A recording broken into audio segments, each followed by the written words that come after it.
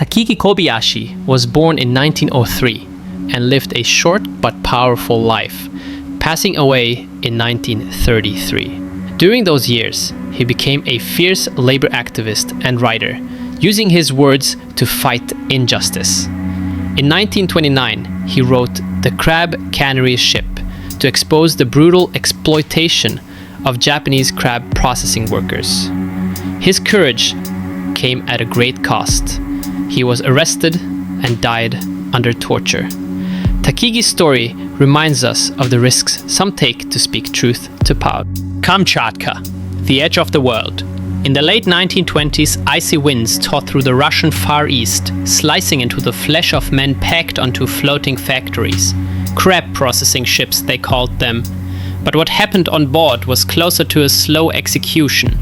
Men worked 20 hours a day, bent over slime-covered decks, the stench of rot and rust clinging to their lungs. The wind screamed, knives scraped bone, crab guts slid across the floor, mixing with the blood from men's hands, cracked, raw and numb.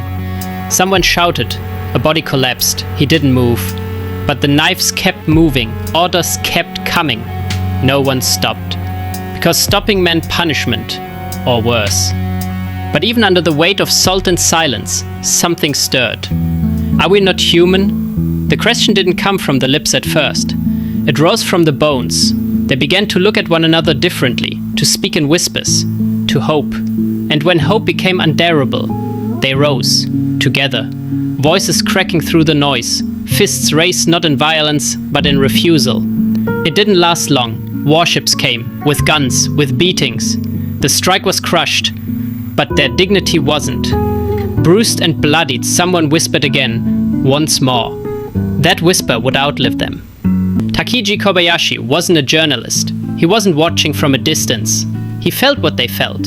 He walked the factory floors, listened to workers cry in the cold, and he turned their pain into pages. In 1929, he gave them a voice, The Crab Cannery Ship, a book so dangerous the state silenced him for good. Nearly a century has passed, but the cry of those laborers still echoes. Their pain, their fight, their dignity, none of it forgotten. Not if we choose to remember. What kind of fence surrounds you? Are you silent or ready to speak? This is Epic Insights, where stories break open the systems that shape us. Subscribe, like, and if you want to read the full story, check the link in our bio.